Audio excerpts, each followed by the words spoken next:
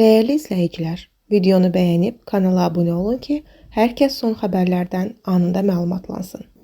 Vətəndaşlar işə qəbul edilərkən Dövlət Narkoloji Tibb Müəssisəsi tərəfindən verilən tibbi yoxlama haqqında rəy təqdim etməli olacaqlar.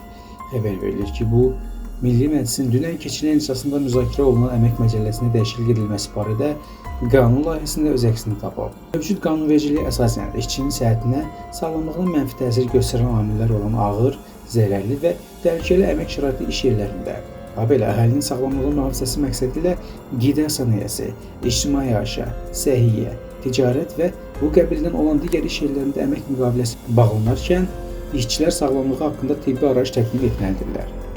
Qanun layihəsinə əsasən, siyasi müvafiq icra hakimiyyəti orqanının müəyyən etdiyi orqan, qurum tərəfindən müəyyən edilən narkoloji xəstələr üçün fəaliyyət məhdudiyyəti nəzərdə tutulmuş peşə növlərinə və vəzifələrə işə qəbul edilərkən işçilər Dövlət Narkoloji Tibb Müəssisəsi tərəfindən verilmiş tibbi müayinə, tibbi yoxlama haqqında rəy təqdim etməli olacaqlar. Nəzərdə tutulmuş arayış və rəy olmadan işçinin müvafiq peşə və vəzifəyə işə qəbul edilməsi qadağan ediləcək. Müzakirələrdən sonra sənəd səs verməyə qoyularaq birinci oxunuşda qəbul edilir.